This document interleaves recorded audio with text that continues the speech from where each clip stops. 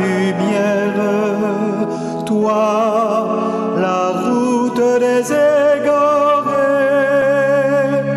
Lumière des hommes, nous marchons vers toi, Fils de Dieu, tu nous sauves.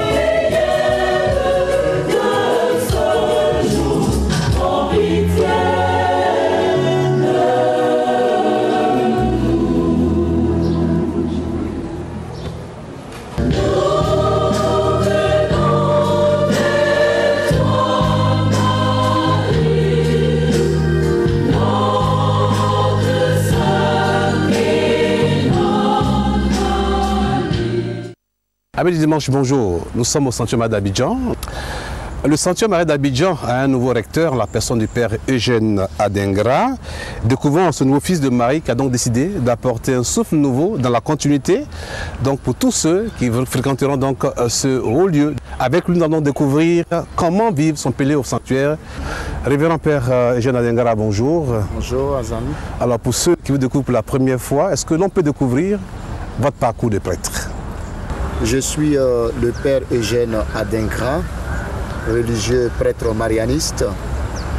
Je suis rentré chez le marianiste depuis 1992, après mon postulat en 93-94. Je suis allé au noviciat en 95 où je suis resté 2 années pour la formation stricte religieuse. Et au sorti de ces 2 années, j'ai prononcé mes vœux de chasteté, de pauvreté, d'obéissance. Et en 97, donc après ces 2 années, de 95 à 97, Oui. je suis allé au Scholastica, qui est en face du CELAF. Le Scholastica, c'est la maison des jeunes religieux en formation, où j'ai étudié à l'UKO. J'ai fait 3 années de philosophie pour la licence. Et après ces 3 années, je suis allé enseigner dans notre collège, Notre-Dame d'Afrique de Biétry. Après ces 3 années, je suis allé à Rome, 2003-2006, pour ma formation en théologie. Et après mon ordination à Biétry, à la paroisse Notre-Dame de Biétry, j'ai été affecté ici au sanctuaire 2006-2007, où j'ai travaillé avec l'ancien recteur, le père Mathieu, que je salue au passage. Et de là, en 2007, je suis allé en formation pour faire une spécialisation en mariologie. Je suis revenu en 2009, où j'ai été nommé comme directeur de notre centre de retraite au village Chaminade. Et depuis 2012, je suis au sanctuaire. Alors, révérend Père Eugène Adingra, lorsque l'Église élève ou nomme quelqu'un au rang de recteur, on lui confie certaines attributions. Alors, quels sont les contenus de l'attribution d'un recteur de sanctuaire marial, comme celui-là par exemple?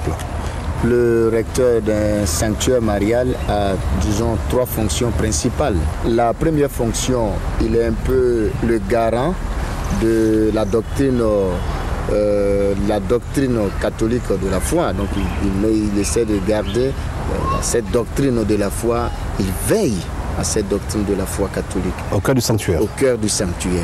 Et deuxième fonction, il est là pour permettre aux pèlerins qui viennent pour se recueillir, prier dans le silence, dans la prière, dans le recueillement. Il veille à ce que ces pèlerins puissent vraiment rencontrer leur Dieu, avoir un cœur à cœur avec leur Dieu. Surtout, on parle l'intermédiaire de notre Mère du Ciel, la bienheureuse Vierge Marie. Et la troisième fonction, il veille aussi à la formation des pèlerins. Donc disons, ce sont les 3 fonctions principales.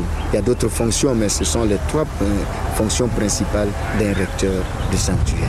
Alors, quand on parle de sanctuaire, est-ce qu'on fait allusion au pèlerinage, lieu de prière, lieu de recueillement? Effectivement, quand nous parlons de sanctuaire, comme le sanctuaire marial ici, c'est un lieu de pèlerinage, un lieu de recueillement, un lieu de silence, un lieu de cœur à cœur avec Dieu, un lieu de ressourcement spirituel.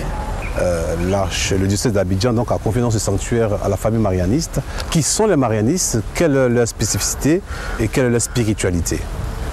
Oui, disons, quand on parle de marianistes, il faut tout de suite penser à la famille marianiste. Nous avons 4 branches. Il y a la première branche, c'est la branche des sœurs marianistes, qu'on dit les filles de Marie Immaculée. Nous avons la branche masculine, donc des religieux que nous sommes dans la société de Marie. Nous avons la branche aussi des laïcs consacrés, qu'on appelle l'alliance mariale. Notre spiritualité est une spiritualité mariale. Nous participons à la mission de Marie, qui est de donner le Christ au monde. Et de manière concrète, comment donnons-nous le Christ? C'est à travers les écoles, vos œuvres, nos œuvres bien sûr, et évidemment à travers aussi les sanctuaires, dans le sanctuaire marial. Nous essayons de connaître Marie, mieux la connaître, mieux l'aimer, mieux la servir, afin de mieux la faire connaître, aimer et servir. Alors, révérend Père, dites-nous un peu, depuis lors jusqu'à aujourd'hui, comment la famille marianiste s'est suscitée ici, à la tête donc, de ce sanctuaire, ou alors, quels sont les différents recteurs qui ont donc présidé le destiné donc, de ce rôle de spiritualité mariale? Comme je le disais tantôt, l'inauguration du sanctuaire marial a eu lieu le 2 février 1987, et depuis lors, ça a été confié aux marianistes. D'abord par 2 de nos confrères qui sont décédés, paix à leur âme. Le père Vincent Giza, qui était le premier recteur, qui a travaillé avec le père Raymond Alter, qui est aussi d'ailleurs décédé. Après lui, il y a eu le père Jacques Stolch. Après le père Jacques Stolch, il y a eu le père Marcel Boisselier. Après lui, il y a eu le père André Fétis. Après le père André Fétis, il y a eu le père Mathieu, mon prédécesseur direct. Et après le père Mathieu depuis juin, c'est votre humble serviteur, le père Eugène Adingra. Très bien. Alors, si on vous demandait de nous présenter le sanctuaire en termes d'édifices, de bâtiments, d'organisation pratique, de l'accueil donc des pèlerins, Qu'est-ce que vous pouvez nous dire là-dessus? Mais le sanctuaire Marie comme édifice, nous avons la grande église qui peut accueillir en son sein plus de 1200-1300 pèlerins. Après, nous avons aussi une chapelle d'adoration. Nous avons un abri qu'on appelle l'abri du pèlerin Vincent Giza, qu'on a donné le nom du premier recteur. En plus, nous avons la grande cour. La grande cour. Et nous avons au sein de cette grande cour-là, nous avons l'abri qu'on appelle l'amphithéâtre qui peut accueillir 3 à 4 000 pèlerins.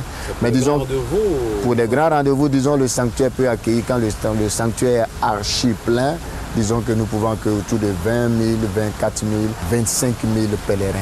Père Eugène Adengra, parlons maintenant de dévotion mariale. Alors justement, quel est votre sentiment sur le niveau de dévotion mariale des chrétiens en Côte d'Ivoire en général et en particulier de ceux qui fréquentent le sanctuaire marial d'Abidjan? Oui, j'ai un sentiment de satisfaction. Je dis que la Côte d'Ivoire est un peuple très marial. Un peuple de prière. Un peuple de prière. La Côte d'Ivoire prie beaucoup et surtout la Côte d'Ivoire a une grande dévotion mariale envers notre mère. Et la preuve en est, nous avons une basilique qui porte le nom de Notre-Dame de la Paix. Nous avons un grand sanctuaire, le sanctuaire marial. Et vraiment, et en plus, dans toutes les paroisses, on voit qu'il y a des grottes, mais les grottes elles sont bien construites, les grottes. Et aussi dans les familles, dans les différentes familles, nous avons des petites grottes de familles. Et les familles qui se retrouvent à côté de cette grotte-là, autour de cette grotte pour prier. Et évidemment, la Côte d'Ivoire est un pays vraiment très marial. Et cela se voit aussi au sanctuaire marial. Le sanctuaire marial est toujours visité par les pèlerins qui viennent prier, qui viennent implorer la miséricorde de Dieu par l'intermédiaire de notre Mère du Ciel. Et j'avoue que c'est un peuple qui est très, très, très marial.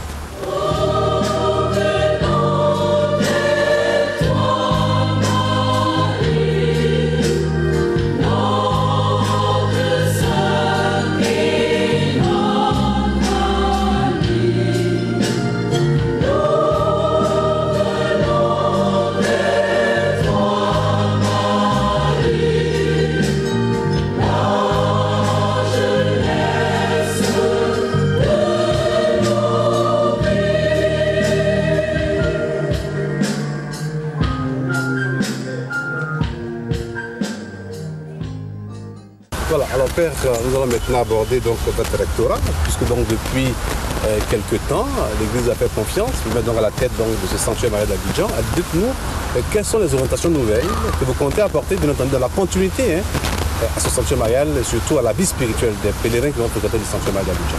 Oui, comme je l'ai dit, le sanctuaire a été confié aux marianistes depuis 1987.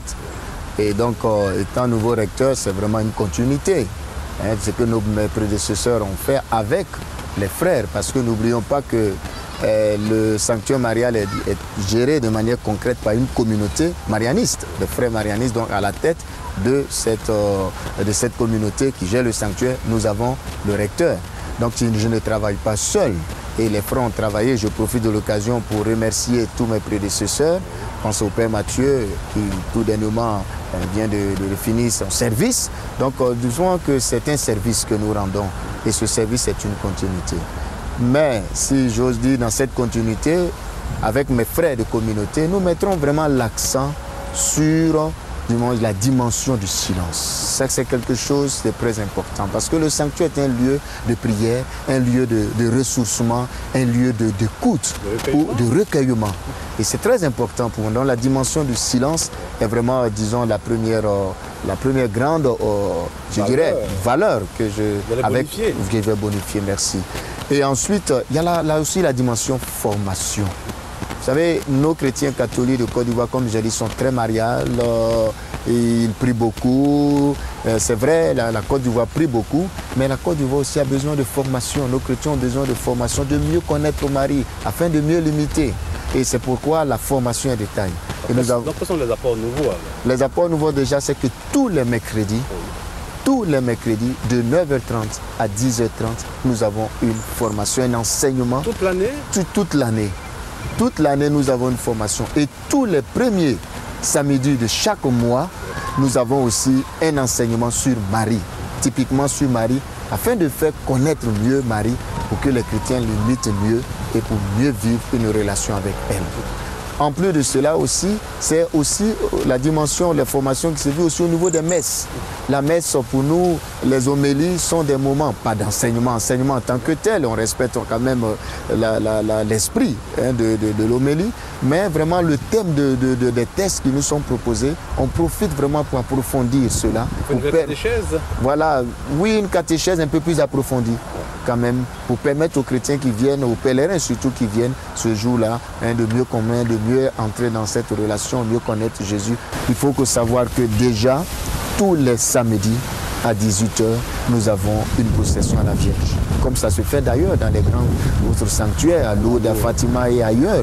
Donc nous venons ce jour-là pour honorer, vénérer, exprimer notre amour pour notre mère à travers cette procession au flambeau, au pied de notre mère, la Vierge Marie. Donc voilà un peu les grands éléments, les grandes orientations sur lesquelles je mettrai beaucoup l'accent. Est-ce que côté célébration eucharistique, est-ce qu'il y a un changement? Oui, alors justement, il y a un changement non dit, mes prédécesseurs l'ont fait, mais moi, comme je dis, j'insisterai beaucoup. Nos célébrations eucharistiques doivent être priantes. Est-ce que vous allez donc avoir les célébrations en semaine, tous les jours? Oui, oui, ça vraiment, il faut l'avouer aussi que désormais, oui, tous les jours au sanctuaire, il y a la messe à 11h. Chaque jour? Chaque jour. Parce que dans le temps, il y a les lundis, mardi et jeudi, il n'y avait pas de messe à 11h, il y avait seulement les messes à 6h. Et depuis le début du mois d'octobre, nous avons commencé à dire les messes à 11h. C'est une façon de dire aux chrétiens, aux pèlerins, que désormais, si vous venez au sanctuaire, ne vous préoccupez pas de faire la messe chez vous très tôt le matin, mais vous avez la possibilité non seulement d'avoir la messe, mais la possibilité aussi de vous confesser. Parce qu'il y a toujours un prêtre disponible. Parce qu'une journée de pèlerinage, c'est une journée, c'est tout un ensemble. Un temps de prière, de confession et aussi un temps de rencontre personnelle avec son Dieu par l'intermédiaire de notre Mère du ciel.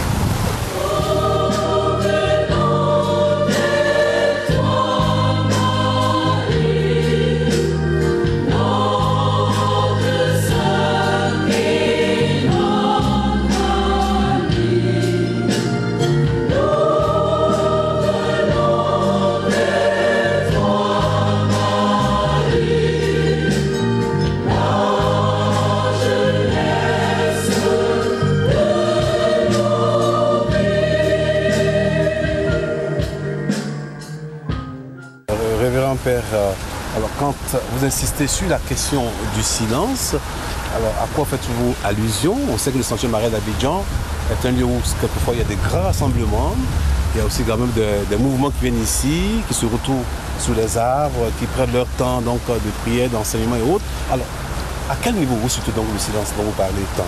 Oui, le silence se situe vraiment au respect de l'autre. L'autre pèlerin. De l'autre pèlerin. Parce que ceux qui viennent doivent savoir que quand on quitte ce soir pour venir au sanctuaire, on vient dans un esprit de pèlerinage, de silence et de recueillement. Alors donc, c'est dans ce sens-là. Il faut respecter le silence de l'autre. Permettre à l'autre de pouvoir, dans le calme, dans le silence, dans le recueillement, rencontrer son Dieu. Et quand on accueille les grands groupes, puisqu'on a l'habitude, on accueille des grands groupes, on accueille aussi toutes sortes de pèlerins, toutes sortes de groupes, ceux qui viennent en pèlerinage, qu'ils sachent qu'ils viennent ici au sanctuaire dans un esprit de pèlerinage, dans un esprit de silence, de recueillement et de prière. C'est important. Alors donc, qu'ils ne viennent pas, ce n'est pas un pèlerinage où on vient peut-être pour chauffer, s'amuser, non. Mais on vient pour rencontrer Dieu dans le silence et dans le recueillement. C'est sur cet aspect-là que je voudrais insister en parlant vraiment du silence. Merci, Révérend Père. Alors justement, c'est sous quel signe aimeriez-vous donc conduire ce lectorat avec vos frères marianistes? Je voudrais vraiment dire que si j'ose m'exprimer ainsi, parler de l'identité missionnaire, parce que c'est ce qui m'habite, c'est l'expression que j'aime bien. Cette identité, vraiment, c'est le silence lié au pardon et à la réconciliation. Notre-Dame d'Afrique, mère de toute grâce. Quelle est la grâce? Qui pour moi, c'est le pardon, la réconciliation. Donc pour moi, je mettrai un peu l'accent, aider les pèlerins, tant bien que mal, avec mes frères, bien sûr, avec tout ce que nous mettrons sur pied, tout ce qui existe, les aider à se réconcilier soi-même. et à se réconcilier avec Dieu et à se réconcilier avec son prochain. C'est une noble mission que vous confiez à votre rectorat, révérend Père. Oui, puisque la grâce ne peut agir que quand notre cœur est libéré, quand il y a réconciliation, quand il y a pardon. Et quand notre cœur est chargé, quand notre cœur est rempli de haine, de colère, de vengeance, la grâce de Dieu ne peut pas agir. Et justement, Marie, au pied de la croix, c'est l'image que je donne. Au pied de la croix, elle ne dit rien. Elle ne fait aucun geste qui exprime. Elle accueille la souffrance. Avec l'action de grâce? Non, pas dans l'action de grâce. Elle accueille justement la mort de son fils parce qu'elle sait que son fils meurt pour rassembler tous les enfants dispersés, pour le pardon de l'humanité. Marie ne fait aucun geste pour exprimer une haine contre tous les bourreaux de son fils. Elle ne dit aucune parole qui prouve qu'elle est fâchée, qu'elle a de la haine. Elle est là simplement debout et elle compatit, elle entre dans cette souffrance et dans le pardon de son fils qui dit « Père, pardonne-leur, ils ne savent pas ce qu'ils font ». Alors justement, tant que nous ne sommes pas réconciliés envers nous-mêmes, avec nous-mêmes et envers les autres, comment pouvons-nous avoir la grâce? Et elle est la mère de toute grâce. Elle nous donne la grâce de la réconciliation. Et quand notre cœur est rempli de paix, quand notre cœur est délivré, quand notre âme de la délivrance, quand notre cœur est rempli de paix, parce qu'il y a pardon, en ce moment que toute la grâce de Dieu se déploie dans notre vie. Et je crois que c'est ce que, avec mes frères de la communauté, nous essayerons de faire tant bien que mal. Donc pour vous, venir au sanctuaire marial, faire son pèlerinage, c'est venir accueillir les grâces mariales. La grâce mariale, la grâce du pardon, la grâce de la réconciliation et la grâce surtout, la grâce d'entrer dans une communion parfaite avec Dieu.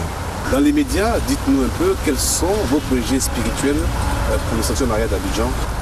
Les projets, c'est vraiment aider les chrétiens à pouvoir rencontrer Dieu. Et c'est vraiment, comme je l'ai dit, la dimension, pour moi, la dimension du silence pourra vraiment aider les chrétiens à rencontrer leur Dieu. Donc nous faisons tout pour que le sanctuaire soit vraiment un lieu accueillant, mais aussi un lieu qui permette à tous les chrétiens, à tous les pèlerins de se recueillir, d'entrer en communion parfaite avec Dieu, d'avoir une relation d'intimité profonde avec leur Dieu. Et là, cela nous le ferons à travers en demandant à tous les pèlerins de savoir que quand ils viennent ici, ils viennent dans un esprit de silence, de recueillement et de prière. Quand on vient déjà, on entre dans le sanctuaire, la première des choses qu'on demande, c'est d'aller saluer Jésus. Donc le Saint-Sacrement est toujours là exposé. Justement, Jésus qui nous accueille. Un temps de silence, un temps de prière, un temps de cœur à cœur avec Dieu. Ça, c'est le premier chemin. Et après, on prend aussi le temps de pouvoir lui dire bonjour à sa mère, notre mère du ciel, la bienheureuse Vierge Marie. Après ce temps, il y a un temps, un prêtre disponible pour la confession. Donc après saluer Jésus, aller voir sa mère, c'est devenu aussi un temps de confession et d'écoute. Et après, il y a la messe. Et après la messe, on prend le temps vraiment de digérer, le temps de laisser descendre, n'est-ce pas, tout ce que le Seigneur nous a donné. Alors, Père Adingra, le sanctuaire a 27 ans d'existence. On suppose que les édifices du sanctuaire ont également pris un coup avec le temps. Est-ce qu'il y a des problèmes au sanctuaire d'Abidjan? Suivi lesquels? Oui, Hazan, comme tu viens de le dire, après 27 ans, évidemment, le sanctuaire a besoin de rénovation. Nous avons des problèmes d'étanchéité, nous avons réduit à moitié. Nous avons aussi des problèmes de peinture parce que le sanctuaire a besoin d'une nouvelle robe parce qu'après 27 ans, elle a besoin un peu. Et le sanctuaire aussi n'a pas mal de problèmes de salles. Parce que quand en 87, il y avait autour de 200, 300, 500 personnes comme pèlerins. Aujourd'hui, c'est plus de 2, 3, 4 000 chaque jour, que du moins tous les week-ends. Et en plus, les toilettes, on a des problèmes de toilettes. Il faut quand même qu'on augmente un peu les toilettes et rénover un peu ce qui est là. Et nous avons aussi quand même quelque part mal de problèmes aussi de sonorisation. C'est vrai ce qui est là, mais comme le sanctuaire est grand, il faut quand même aussi une rénovation. Et nous avons aussi un problème parce que quand au cours de la messe, il y a par moment des petites coupures de 2 ou 3 minutes d'électricité. Bon, ça perturbe un peu la messe. Nous avons besoin aussi d'un groupe électrogène. Une grande institution comme ça, évidemment. Bon. Et puis, comme je dis, le sanctuaire n'a pas de subvention. Il n'y a aucun organisme qui finance le sanctuaire, aucune institution. Ce sont les dons des pèlerins. Et vous savez, et les dons, quand on a besoin d'assez d'argent pour pouvoir rénover, faire tous ces travaux, toutes ces difficultés que je viens d'énumérer, faut le dire. Vous dites que le sanctuaire vit de la charité des fidèles? Le sanctuaire vit de la charité des fidèles. Alors donc vous comprenez que ce n'est pas évident de pouvoir rénover après 27 ans ces travaux, de faire ces travaux. Alors nous comptons vraiment sur la bonne volonté de tous ceux, celles qui veulent vraiment aider le sanctuaire, qui veulent vraiment nous aider avec tous ces biens numérés, qui veulent vraiment aider le sanctuaire pour que la maison de notre mère accouche. Et comme le sanctuaire est devenu national, c'est la fierté de notre pays. Ce n'est pas seulement pour les chrétiens catholiques, c'est pour toute la Côte d'Ivoire. Donc pour moi, je crois que c'est toute la Côte d'Ivoire qui doit vraiment aider à ce que l'édifice-là vraiment demeure beau et que cela puisse plaire vraiment, donner l'image de notre pays. Alors, il y a un sujet qu'on aborde très rarement, c'est ce grand trou qui menace les fondations du sanctuaire Marie d'Abidjan. Alors, un mot là-dessus, révérend Père, s'il vous plaît. Merci Hassan. Si on ne fait rien, d'ici la prochaine saison des pluies, le sanctuaire marial sera dans un ravin. Dans un ravin? Je dis bien dans un ravin. Je pèse les mots parce que nous avons autour, vous savez que le sanctuaire est vraiment entouré de trous. Nous avons des ravins qui sont autour du sanctuaire. Les magasins sont menacés, la résidence des frères est menacée et même juste derrière le sanctuaire aussi, qui fait dos à l'abri du pèlerin, est menacé et cela demande des millions et des millions. Et vraiment, si on ne fait rien, ce bel édifice-là, un beau jour, va s'écrouler. Peuple de prêtres, peuple de grands jeunes, portez l'évangile et la paix de Dieu. Peuple de frères, peuple du partage, portez l'évangile et la paix de Dieu.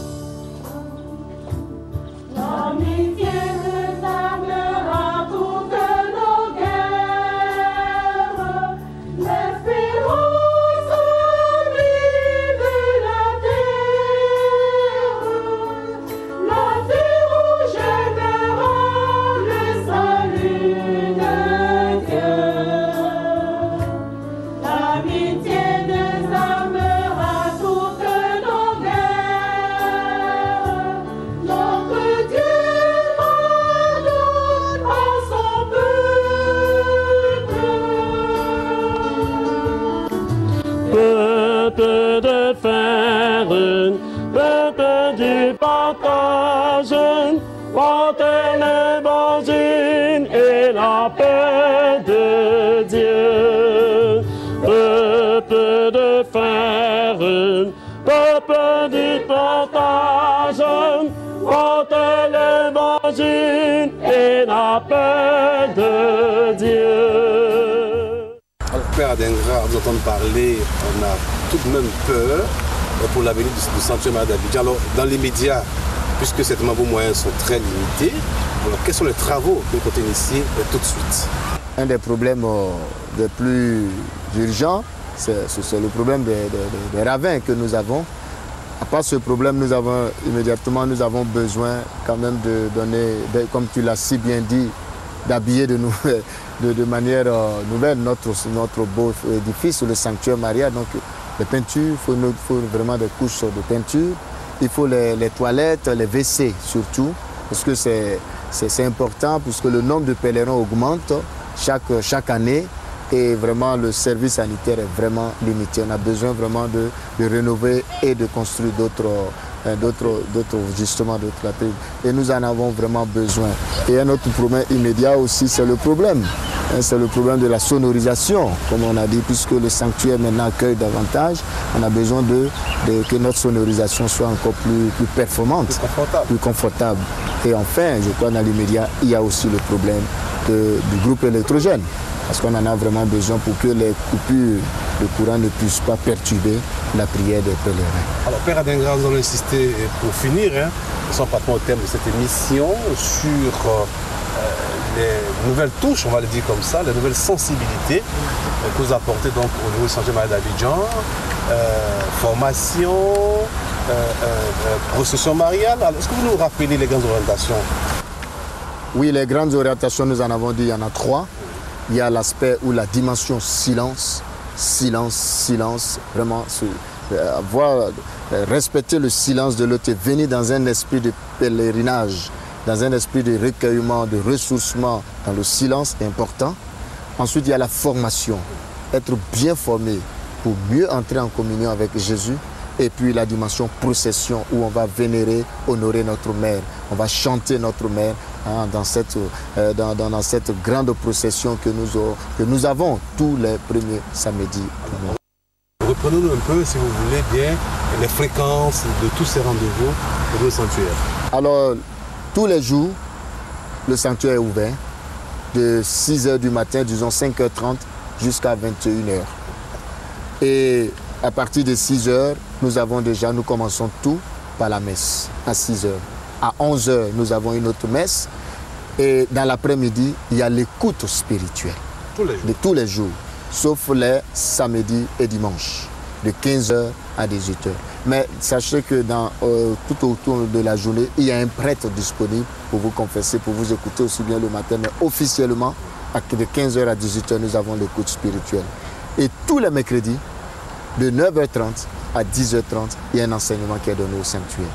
Et les premiers samedis du mois, nous avons un enseignement portant sur Marie, afin de mieux la connaître, de mieux l'aimer. Et la procession mariale? Et la procession mariale, tous les samedis à 18h00. Quand la cloche sonne, nous commençons par l'Angélus et la procession à la Vierge Marie. Les consécrations à Marie se feront? Les consécrations à Marie se font aussi 3 fois dans l'année. Je crois qu'autour du mois de décembre, au mois de mars et le mois de juin. Nous avons 3 grandes consécrations dans l'année.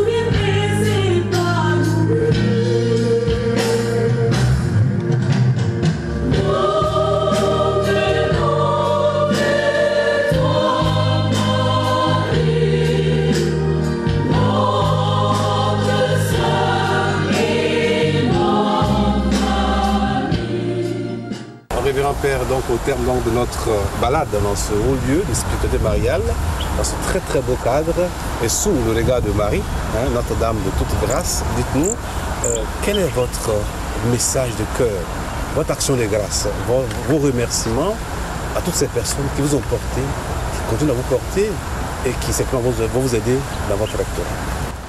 Merci Hassan. Je voudrais commencer par remercier le cardinal qui a toujours eu confiance aux marianistes. Remercier la conférence épiscopale des évêques de Côte d'Ivoire pour la confiance aussi, disons, vraiment pour les marianistes. Remercier aussi tous mes frères et sœurs marianistes, dans toute la famille marianiste, qui prient, qui m'aident avec mes frères dans cette mission. Remercier toutes mes connaissances, tous ceux qui m'aiment, mais leur dire simplement que ce n'est pas une mission aussi facile. Nous avons besoin de leur aide, de leur assistance, de leur prière, parce que tout seul, je ne peux pas. C'est un service que nous devons faire en famille, nous devons faire en frères et sœurs. Ce n'est pas une mission seulement confiée. Donc je compte vraiment sur eux, non seulement de par leur prière, mais je compte aussi sur les moyens pour pouvoir maintenir ce beau sanctuaire qui nous a été confié, nous les marianistes. Mon père, vos voeux, votre prière pour la Côte d'Ivoire? Mes voeux pour la Côte d'Ivoire, c'est de souhaiter toujours que la Côte d'Ivoire aille de l'avant. Souhaiter que notre pays redevienne le pays que nous avons connu. Que notre pays soit toujours un pays accueillant. Que Marie qui nous donne l'exemple, c'est qu'elle est la mère de tous les hommes. Que notre pays soit aussi un pays accueillant. Et je prie beaucoup pour tous mes frères et sœurs, tous ceux avec qui nous travaillons pour la Côte d'Ivoire, pour que le Seigneur nous accorde toutes les grâces nécessaires pour notre épanouissement. Père Eugène Adengra, merci. Merci.